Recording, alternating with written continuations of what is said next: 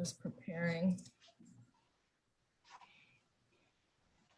All right, we're now live on Facebook. Good evening, Cell Life. Thank you for joining us this evening, Friday night. I have a very special guest who I also want to thank, Cardell Sims.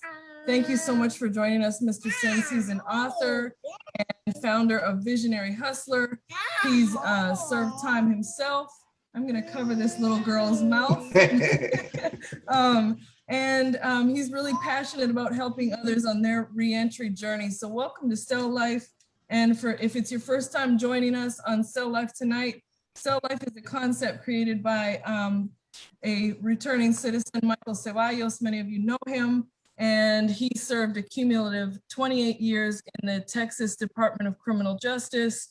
And he started Cell Life as part of his reentry journey over a year ago to help create awareness for the issues that formerly incarcerated citizens face, both on the inside and during the reentry journey. So Michael's been doing lives for about a year, and we're happy to have fellow brother in reentry, Cardell Sims, on tonight. Cardell, thank you so much. I appreciate it. Thanks for having me on. Appreciate you too. So Cardell, why don't we just start off, if you want to kind of give a summary of what were the issues in your life that led you to prison and serve time, and when you made your turnaround? I grew up in an impoverished neighborhood. You know, my mother was on drugs. My father wasn't nowhere around. When I mean drugs, I'm talking about crack. My mom was on crack. You know, this is around the time crack was hitting real heavy and everything. So, you know, I grew up in the projects, and, you know, actually the court that I grew up in was called Killer Court. So it kind of tells you what was going on in the environment that I grew up in. As I got older and a teenager, I learned how to adapt. I learned how to hustle at an early age. And I adapted a mindset that I was a product of that environment, you know, and it was like expectations, like you expected to sell drugs, you expected to get in the gangs, you know, and you expected to go to prison. Like, that solidified your manhood. Going to prison solidified your manhood. So growing up in that environment with that mentality, I just kept that mentality everywhere I went. So I ended up going to foster homes, ended up going to college, but I still had the same mentality. And that mentality took me to prison. I went to prison. I got sentenced to 19 years in the Missouri Department of Corrections in the early 2000s. I had a 7-year sentence and a 12-year sentence, and it was ran consecutively. Drugs, I lost in trial, so it was a drugs and gun case. So I was doing the 19 years in the Missouri Department of Corrections. After about like the fourth year, Senate bill law had passed, and it cut the time that I had to do on one of the sentences back. It cut it in half. So I was up for immediate parole. And so when I went to the parole hearing, because when I got sentenced to 19 years in prison, when I went to prison, that's what I did. I jailed. So I didn't do nothing to get ready for release or anything like that. I was doing my jail. I was bidding. I was in everything with what was going on. So when I got that immediate parole hearing, they told me I was part of the problem. I had a few more years with them, and then they asked me what I do in institutional behavior and drug treatment. So I took the institutional behavior and drug treatment because I knew if I completed it, I would get out early. And so I completed it, I got out early, but I wasn't ready for nothing. I was ready to get out. Like, everybody says they're ready to get out of prison because nobody wants to be locked up. But do you really be ready? And at the time, I wasn't ready. So I went right back to the same neighborhood, hanging around the same people, same gangs, selling the same drugs, and was catching the same case. Went back to prison, got out, doing the same thing, but prepare myself. And then the federal government came and picked me up, and they picked me and 31 other people up. They picked me and my block and my gang up for conspiracy charges and gang activity. And so when I was in the federal courtroom, when they was handing out the indictments, they handed me this indictment paper, and I really wasn't focused in on the charges. What caught my attention was it had my name, Cardell Sims versus the United States of America. And from that point, from that point, me seeing that, from that point, it started my transformation. Because when I seen that, I had to ask myself, why do I keep finding myself in these situations? And, you know, so at the time the feds picked me up, I was in my 30s. So since I was 21, 22, I've been in and out of prisons. I do 5, 6 years, get some violations, do a year, get some another, get out, do the same thing over and over. And so now here I am 30, like in the mid 30s, 30, 34, 35, maybe. Can't remember the exact age, but I'm facing federal time. So now it's like, man, why do you keep finding yourself in these situations? And I had to come up with answers with that. And I was putting myself in these situations. So from that point on, I just started educating myself, just started reading different books, just started plotting and planning and drawing a blueprint to what I wanted my life to be like once I got out of federal prison. And then when I got out of federal prison, I just stuck to the blueprint. I went to the halfway house, got me a job at a telemarketer, and I would take my money and I invest in life coaching courses. And so I ended up getting a diploma, a life coaching diploma, but I continued the education, and I ended up becoming getting a master certified empowerment life coach. And so once I got that, I started Visionary Hustle LLC, and I started begin helping people manifest their vision and be the boss of their mission and understand the formula to their individual human performance. How would they perform individually? Which the formula was the things, the attributes that you was born with, plus the attributes that you gained along the way, times the attitude will determine your individual human performance. So I actually set up my own, because I knew one thing I knew about when I got out, I was going to have the financial problems because I had child support. So one of the biggest issues on reentry, even to this day, is getting out, getting a job, and if you got child support or other fees and fines you have to pay, being able to balance and maintain your life and live comfortably and not have to struggle as much trying to take care of these fines with a job that's really not paying that much. To be able to take care of that, the job you got is not going to take care of the financial burdens that you have on. And so what I did was, the times I wasn't working, like on the weekends, I would host my own seminars. And so I wrote books, so I would print out books and t-shirts and stuff like that. And the seminars at first would be free, but I would sell my merchandise. So I would make anywhere between an extra $500 to $1,000 a month doing that. So that would help me cover the child support and fees and save up money to get involved in other things. And so that's when I started my nonprofit organization, and that was geared to bring value back into the community that I helped destroy when I was in the streets. And out of that came the reentry program, and that's where I really put my focus in, because I know what it's like, and I've been in them situations, and that's where I'm at today. Building reentry courses. I just built the reentry course, the Reentry 101. It's a 3-phase course. One is a booklet. The booklet is free. You can get the free booklet. Inside the booklet, it has a few exercises, then it has some information in it. Then I had the 21. You were on your grind, Cardell. Like you've been out, what, 3 years and just got off federal probation, right? Right. So, I mean, this man's on his grind, y'all. Just like, I want you to talk for a moment, if you don't mind, on developing the patience and tenacity to take this journey one step at a time, when you're just getting out and you're hungry and you won all these accomplishments. I mean, talk about that a little bit. I think I developed the patience in prison, being locked up all the times and then for years, and you're on somebody else's time, like you're not really on your time. You can move on someone when somebody else tells you to move. So I developed a patience, and I developed a thing to learn how to sit still. And so, like, if you ever ran across my cellies or people that was locked up with me, they would tell you I was a sit still type of person. Like, I had patience, but I developed that during prison time. And so I just brought that out on the streets. Like, I knew it was a process. I didn't come out with the mentality that I had to get it all back. I need to get it all back. I came out with the mentality that I know it's going to be a process. It's going to take some time, but I had the blueprint. I had it written down step by step, and all I had to do was follow these steps. And if I follow the steps and take my time, then it's going to come together. What was your big inspiration or biggest inspiration or many inspirations, whatever the case may be, while you were developing your blueprint? really, I think my biggest inspiration was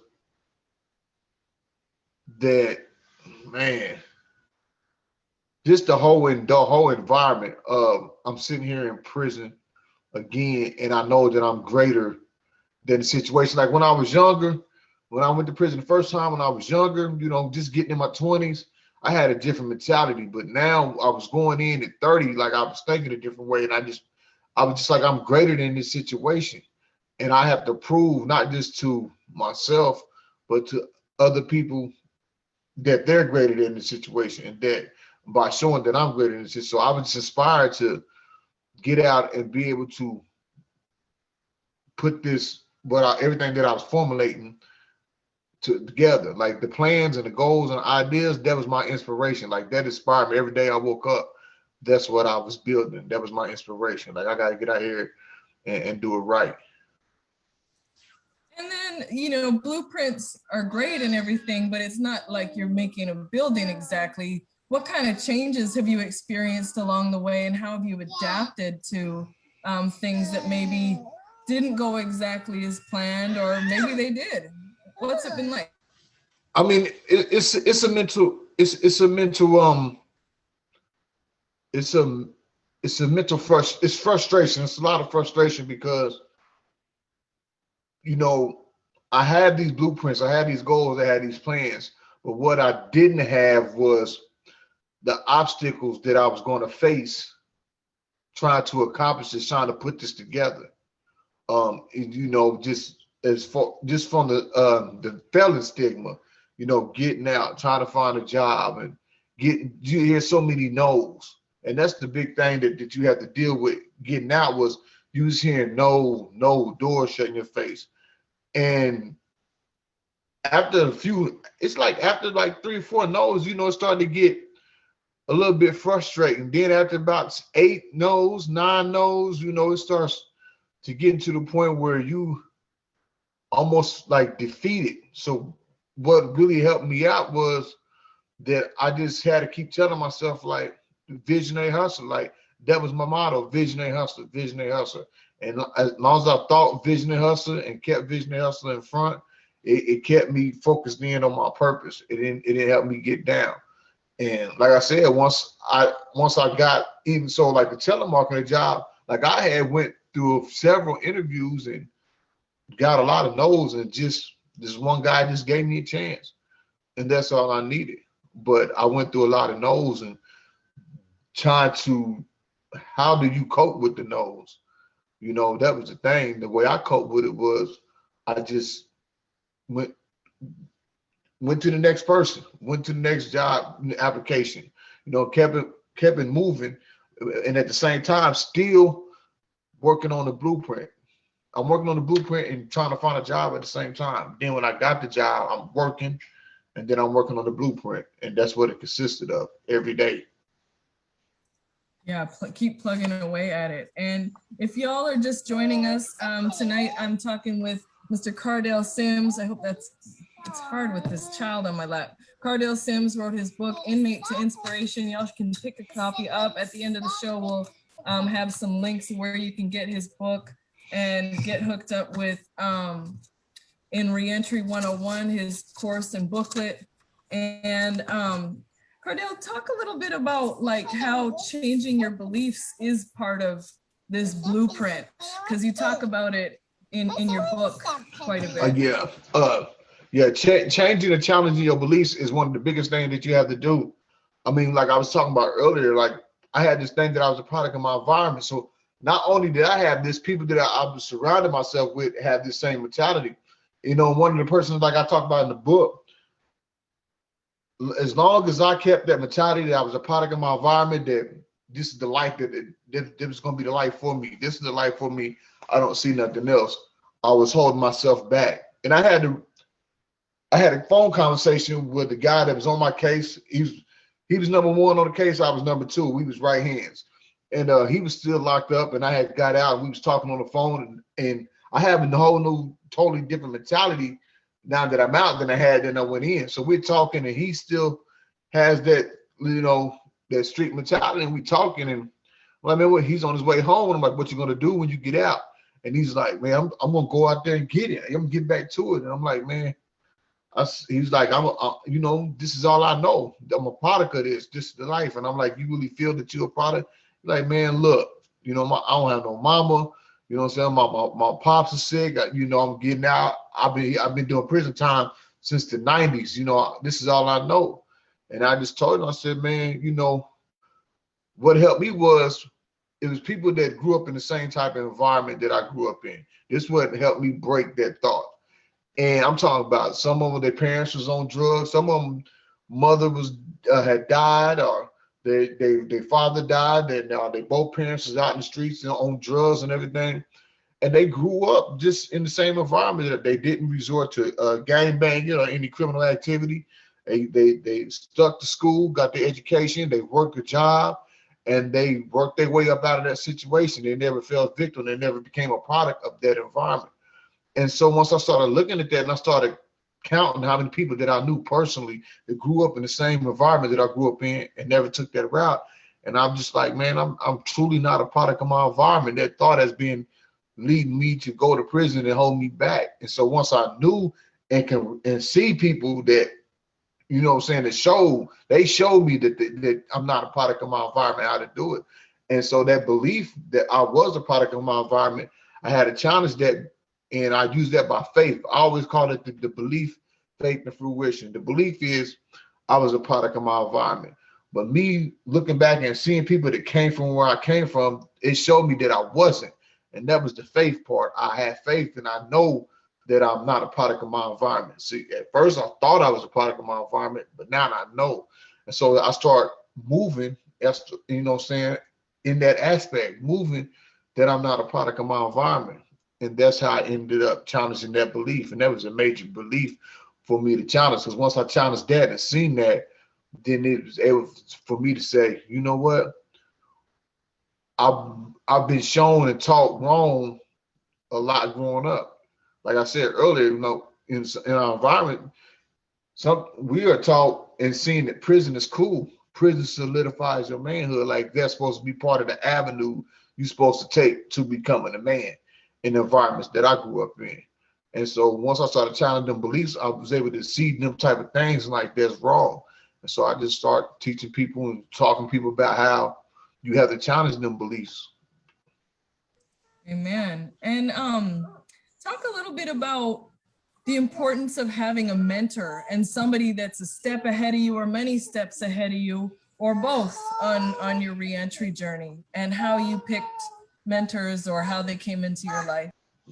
So yeah, so having a mentor is, to me, is the most important thing as you getting out and coming home from prison. You know, and finding a mentor is finding somebody that you want to be like, not just that you want to be like, but being through what you're being through. Like I wouldn't want a mentor that haven't been through prison and made it out and walked down their probation and parole and been out for so many years and haven't been in trouble, like they living a successful life. That's the type of mentor I want, because that's what I'm facing. So that's what you want to find, is a mentor that's been through what you've been through, you know, and that you would want to be like. And like one of my mentors is Andre Norman. He's probably one of the biggest, he might be the biggest prison person in the United States. And he also goes like over to Africa. He's a conflict resolution as well. He got the Academy of Hope program in the South Carolina prison. He's my mentor. And the reason why he's my mentor is because he's been through it. Like he's been through the prison systems. He did 14, 15 years. He got out, and, you know, he said he was going to go to Harvard, and he eventually ended up, you know what I'm saying, being connected and tied with the Harvard. But I'm watching him. I see the way, you know, and I want to be like him. Like I want to be in the rooms that he's in. I want the opportunities to put my programs in the prisons and things like that. And so that's the part of finding a mentor. You want to find someone you want to be like that also been through what you've been through. Another part of finding a mentor is study the person. Like I said, like Andre Norman, like I study his person. He is who he say he is. Not just study him, but know people that I've built relationships with, that got relationship with him, and they speak high level. So you want to study the person And then another, after you study the person, you want to make the move to ask. And what the move to ask is not ask to be the mentor, but ask like on a lunch, morning coffee, just to get a feel what kind of conversation that you're holding with the person. Are they responding to you? Are they asking you questions about themselves? Or are they into it's just having that meeting so you can get a feel of each other, if that can be if the energy is right for that person to be your mentor. Do y'all have a connection?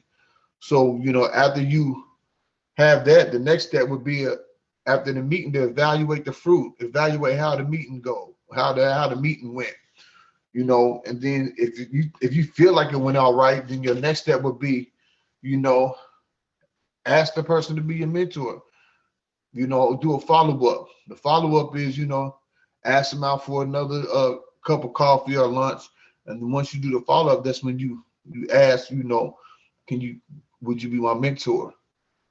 And then after that, you have to trust the process, and you have to be able to not check out when the mentor, tells you the truth or challenges you. Don't check out when you get challenged with the mentor. So yeah, mentor to me is, like I said earlier, is like one of the first things that you need. It got to be in the top 5 things that you need once you get out of prison. And then it's going to be somebody that you can talk to as well, and not talk to in the fear of you talking to like a caseworker or your PO, but somebody that you talking to like your homie on the yard or your homie on the streets. They're gonna keep it real with you. Yeah, that's some really great tips, Cardell, and thank you for sharing that. A lot of people that tune into Cell Life, and just want to shout out to all y'all that are tuning in tonight. If y'all have any questions for Mr. Sims, please type them in, and I will make sure I ask him on your behalf. Just want to say good night, good evening to Jennifer, Roland, Maria, and everybody who I might have missed, Sparky Lee, Jaina. Thank you, Gloria, and everybody for tuning in tonight. I really appreciate your viewership and passing along the message here on Cell Life. What you said there at the end of your last comment, Cardell, about having somebody that you can talk to and keep it real with versus somebody that you might have that authority figure complex with, say like a PO, a probation officer.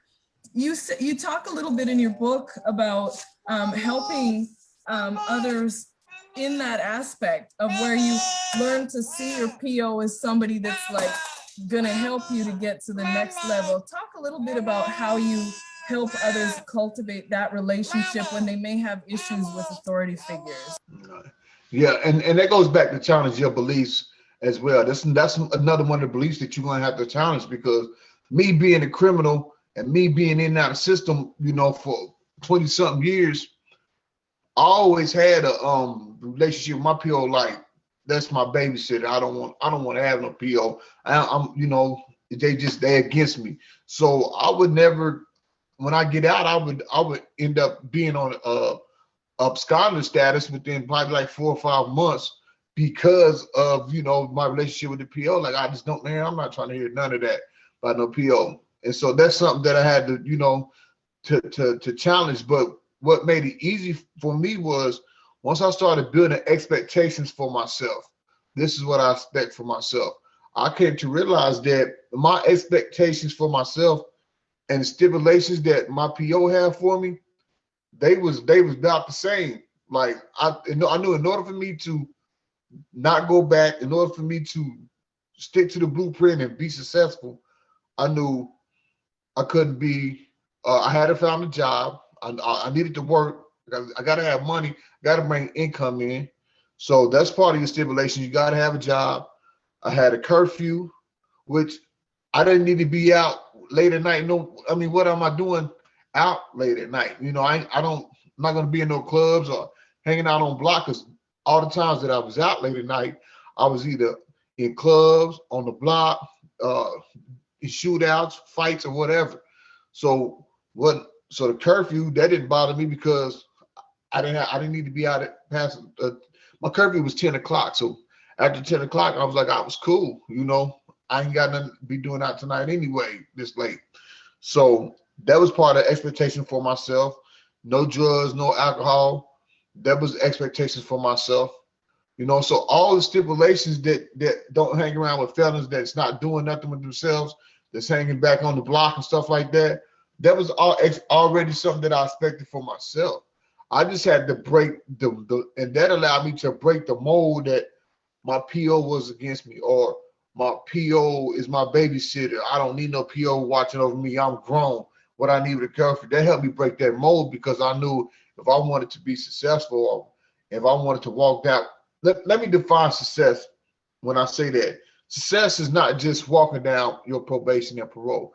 The object is to get off probation and parole, but the successful part is never going back to prison again. You know, utilizing these tools. You know, they say if you do something for 21 days, it becomes a habit, but if you do it for 90 days, it becomes a lifestyle. So you do the reentry 101, and you carry these steps and these informations with you, and you turn them into your life. You know, so yeah, you want to get out probation and parole, but the successful thing is never returning back to prison again. And so that's what I was talking about when I talk about challenge your beliefs, to where you have to come to the understanding that your thoughts about your PO is wrong. You have to utilize your PO. That's your first point of contact of you getting out, is your PO. That's the first point of contact. And that's the most important contact, because they know who has what resources. They should know where to point you. You need clothing resources. Oh yeah, you can go over here to the Goodwill, or you can go over to the Salvation Army. They have clothes. You need food. There's a food pantry. Shelter.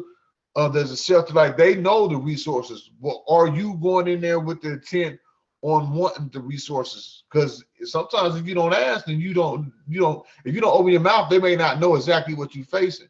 Or if you're going in there faking, like you're doing good, but you ain't doing good, then they never know. Like, you got to go in there and be brutally honest. Like, look, I need clothes. I need a mental health counselor. I need therapy. Like, this is everything that I'm dealing with and that I'm lacking, and my weaknesses.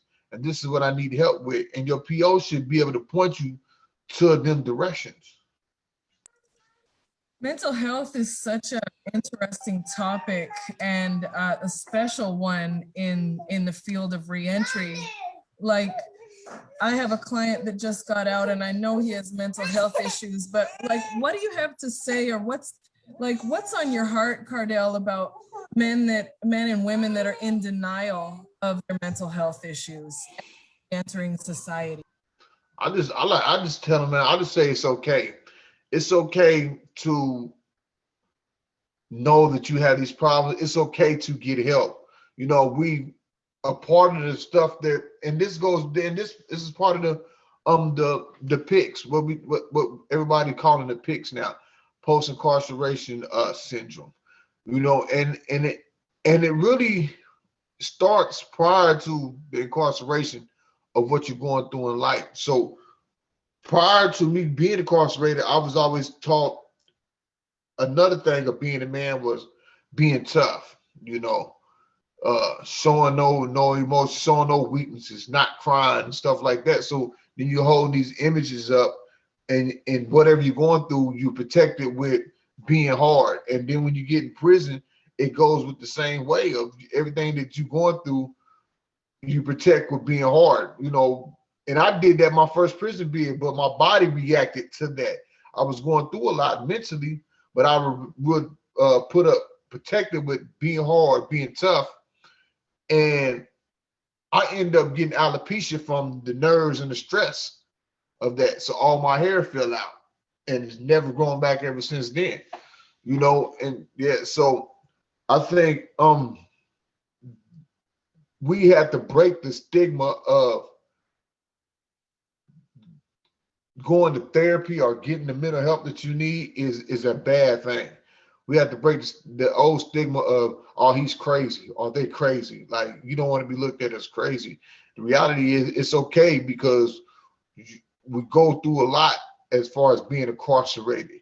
A lot of it's a lot of up and downs, not just from like stuff that you're going through with your case, but then you got stuff that you're dealing with different family members, whether it's your mother, or whether it's your brothers, or your children or your children's mother on the outside.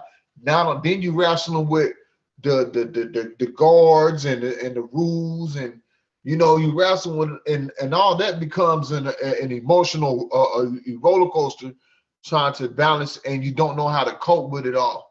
And it gets to the point like, I just can't do this no more. So you might hear people sitting in their cell in the middle of the night just screaming, ah, because that's their way of venting and just getting it off, because it's just a lot of things that is attacking you mentally that you're dealing with. And like me per se, I was never taught the right coping skills on how to cope with that.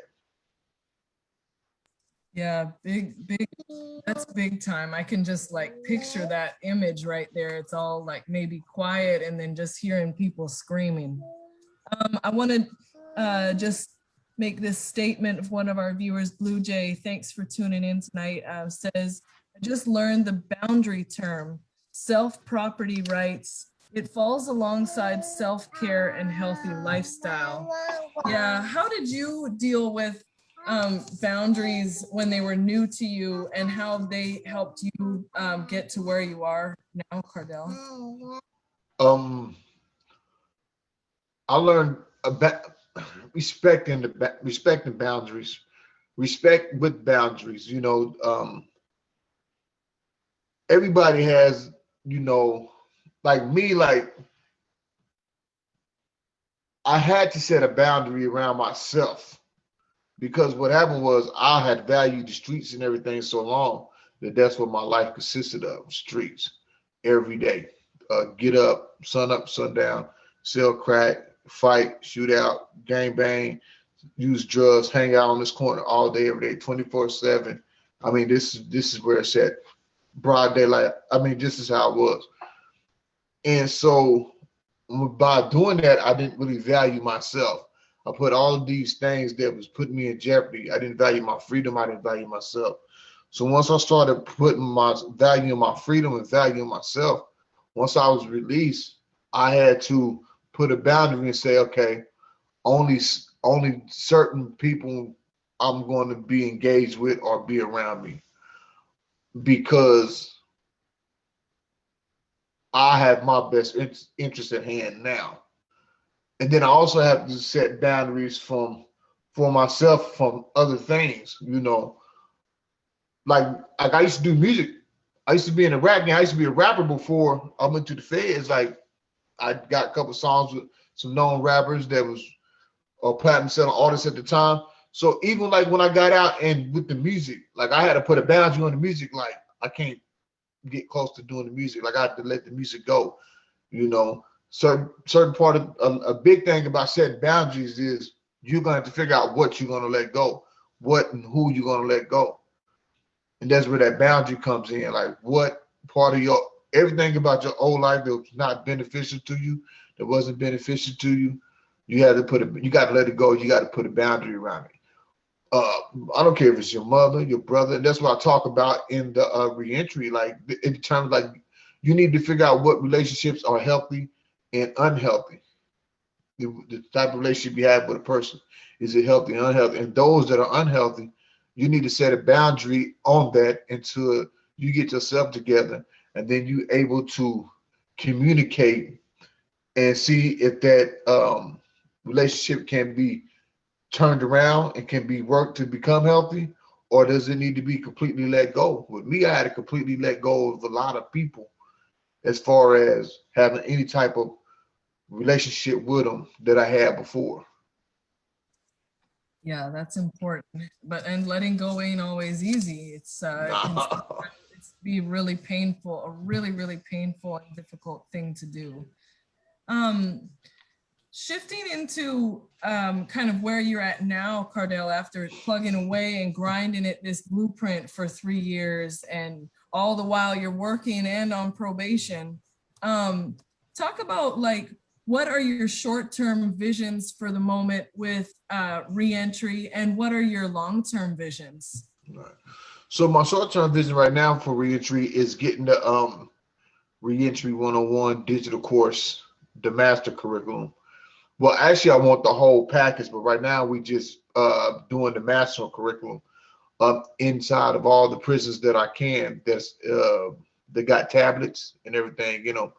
I'm in partnership. Well, we waiting. Actually, they just putting together the press release. So I'm in partnership with a corporation that's able to do that.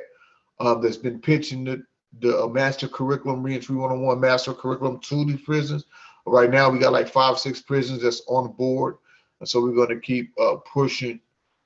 My ultimate goal is long term is to get the programs and get the program inside the prison physically, not just the digital. To actually have the program inside the prison, to actually have the people that running the program, people that was formerly incarcerated individuals, that know that's dedicated to the movement that we all represent and that we all for, and that gives and be able to relate to those inmates. And I think that's the important part, because the reason why I know it's the important part, I was talking about Andre Norman, and he got the Academy of Hope program in South Carolina. Prior to him getting that program in there, South Carolina had a big riot. Like, 20 people, some got stabbed, 7 to 8 people died. They went and got him. He got his program. He went in there. It was Andre and his staff. On his staff, he got formerly incarcerated individuals. He went in there and he said he wants one dorm. So he got one dorm, and he took all the gang leaders and all the people that had power and influence, put them all in one dorm. And talk and taught them the skills and leadership skills, and brought out the best out of them. So for over a whole year, there was no incident at all in the prison.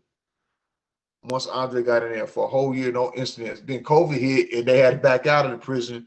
And there was one incident that happened where a guard was getting stabbed. But the crazy part is, somebody in the program, the Academy of Hope program, stopped the guard from getting killed. He intervened, and he even got stabbed up a little bit himself. So that shows that when you bring people that's in there that's been through the shoes and can tell you, exactly what you're going through, like you're gonna have to, like I can go in there and say, you're gonna have to be prepared to hear all these no's. You're gonna have to be prepared. How are you mentally gonna deal with getting told no 1,000 times? How are you gonna mentally deal with when you go try to get a house, they say you can't have it because you're a felon? How are you gonna deal with the times that you done did so much time when you walk in the store? It's just so much going on that you have anxiety attack because you don't know how to use the cash register. You don't know nothing about no self-checkout.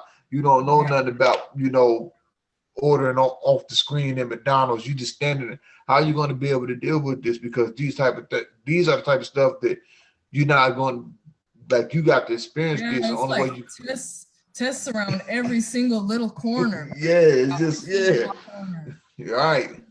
I just want to take a moment to express some of the comments and questions here. Blue Jay says, discernment is important in establishing healthy boundaries. Toxic relations suck life and joy out of you big time. Oh, yes, it does. Yes, it does. Yeah, that's a great comment. And you have to surround yourself with people that's going to provide that life. Definitely. I know I was in a toxic relationship for a long time, and it sucked everything out of me. Susie Cardell LMT says, my boyfriend is in the feds. He's going to be coming out to a halfway house, maybe November. Are there questions that I can ask him to help him when he's out? I guess she's asking, what kind of questions could she use to probe him to, see what he wants? Yeah. I would do this. This is what I call conducting an inventory. Mm-hmm. I would write down everything that you could think of about reentry, from housing, transportation, finances, clothing, substance abuse programs, some type of service, like, doing some type of service with a nonprofit organization. Just everything that you can think about is reentry. Then you need to figure out where he's strong at and where he's weak at. And then where he weak at, you need to come up with a plan to address that weakness and turn it into a strong point. So if he doesn't have, say he doesn't have a driver's license, a social security card, and birth certificate, first three things he's going to need, first two things he's going to need when he get out, have is the birth certificate, social security card. Why do you need them? Well, in order to get an ID, you got to have a birth certificate and a social security card. So you need to get them things. If you don't have either one of them, the first one you're gonna need to get would be the birth certificate, because you can't get the birth certificate without having the social security card without having the birth certificate. And so it's just little things like that. Like she needs to, okay, he's on his way home, so conduct the inventory. Where's he strong at? Where is he weak at? What does he need? Not want, but what does he need? Let's get the needs. Let's get the foundation for the needs in order first. So yeah, conduct the inventory. Yeah, that's a great point. I like that, in inventory. Suzanne, who's watching, says hello.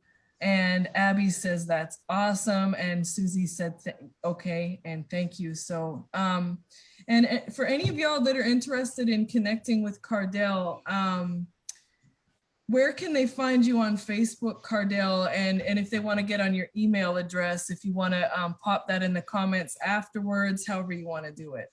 Yeah.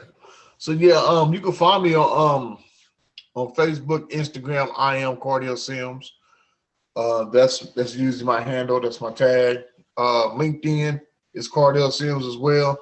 On Facebook, just put Cardell Sims, and then it should be me. I got two. Well, you'll see my business page pop up. I am Cardell Sims, and you get to see my regular page pop up.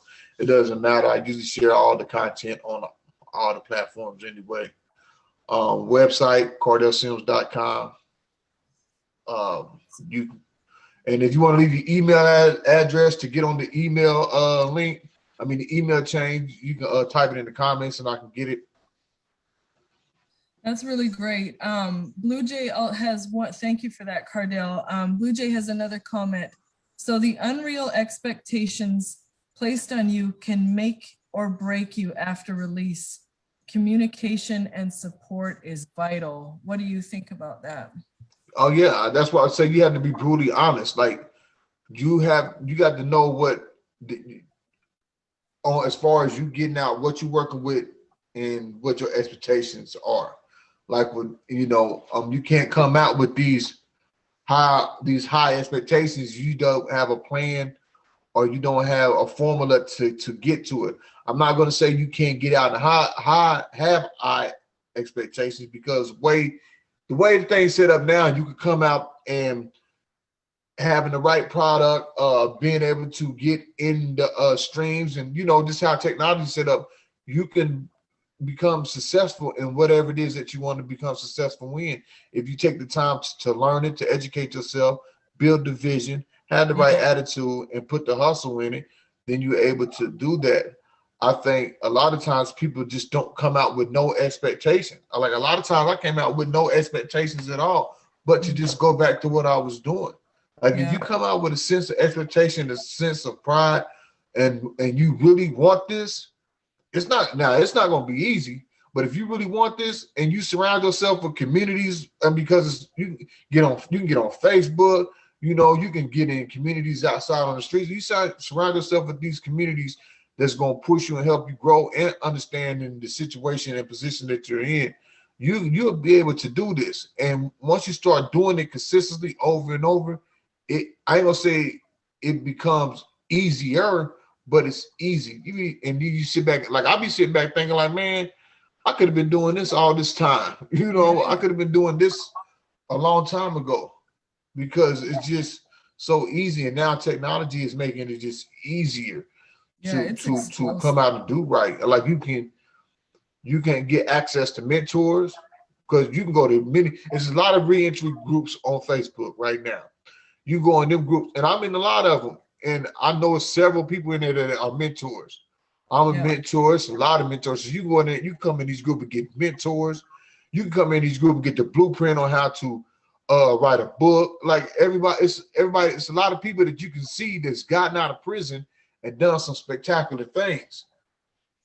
Yeah, they're definitely out there. And before I get to Blue Jay's comment, because it's a real good one about stress management, I have one question about, there are what, like 600,000 people released from prison each year, and Each year. somewhat percent of them go back to prison, right? So there is more than enough space in reentry for everybody to make their mark if that's what they want to do, right? Right. So what do you, but it also, there's a feeling of like competition and secrecy and stuff. Like, how do you feel about that, Cardell? And how do you maintain like a collaborative spirit when some people just choose to see it as a competition? I mean, I do the collaborative spirit because I feel like this. We all been in the well, first of all, we all serving the same purpose, and I think I keep that spirit because I know the strength are in numbers. I know the message, the voice, the cries can spread out and be heard by more people than it was just me. It would be louder than of a crowd of people than it would be just me. So that's why I always keep the that spirit to reach out to other people that's in the field. Like this is not a competition thing to me at all. Like Right. this is I'm on a mission. I'm on a mission to keep people out of prison, to help people that's getting out of prison get out and stay out and be what they want to be in life. So I think if you in it for if people are in it doing for competition, then they're not sincere about the movement. Right. They're not sincere about the reentry. So it tells me that they're most likely could be in the financial gain. They be, and everybody wants to get paid doing it, but Yeah. when it gets to the point that it's a competition, like your intentions is wrong. Yeah, thank you for that. Because I see that out there a lot. Sometimes I'm just like, what, why? Like there is more than enough people out there to help, even if you're helping 2, 3, 5. I mean, that every person. And the crazy part is like we all should be helping each other. I mean, because the connection is so big. I mean, the connection can be so big that once things get back to normal and then everybody's having speaking engagements and having re-entry workshops, and you can start inviting one another and get and all right, man, I'm gonna pay you to come down. Start supporting one another. Start, that's but if you're like I said, if you're into that as it becomes a competition thing, then your intentions about it is your intentions is wrong. Right. I agree with that.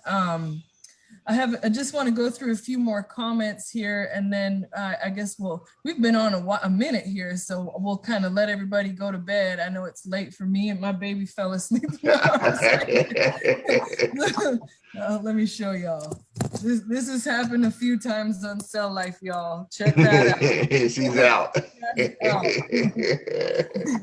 This is our Friday night. So Blue Jay says, how much problem solving or goal setting skills were provided before in release programs or after release in mandatory programs? I don't know the answer to that. I don't know none. How I became good at goal setting was I read a book when I was incarcerated by Brian Tracy, and it was called the Art of Goal Setting. Mm-hmm. That's how I learned how to do goal setting, and I learned about the SMART goal system. What, on that note, like, what are your 3 top game-changing books for you, Cardell?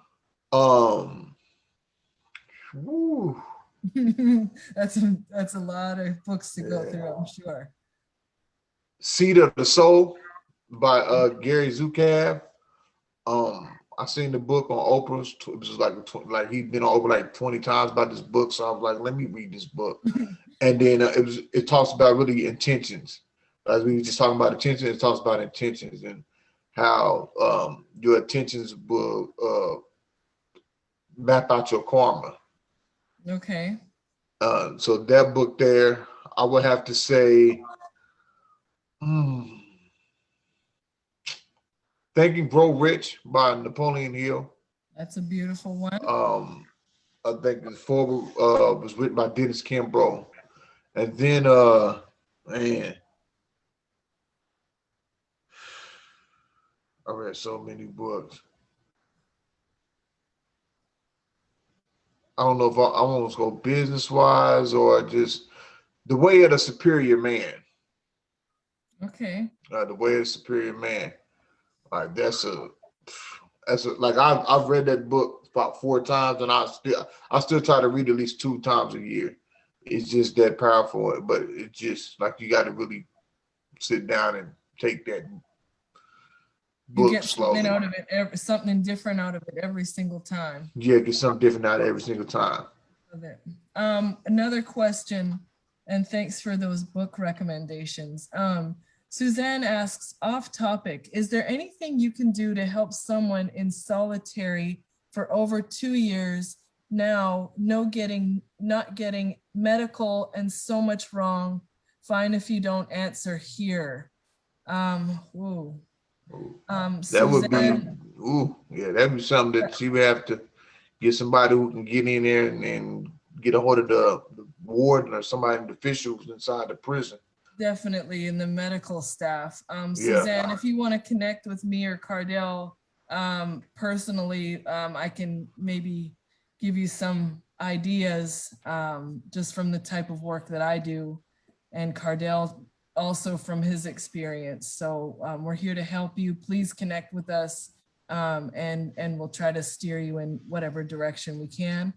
Jaina asks, if parole personnel were trained as mental health counselors and were able to provide tailor-made resources for that person for successful outcome, yeah, I mean, I always go like Cardell, and you might feel the same. I feel like parole, they're doing their job. They're like me. I don't have the same experience as you do as somebody that actually served time and served their life around. I'm in it, but my role is somewhat different. I care, and but my position is not the same.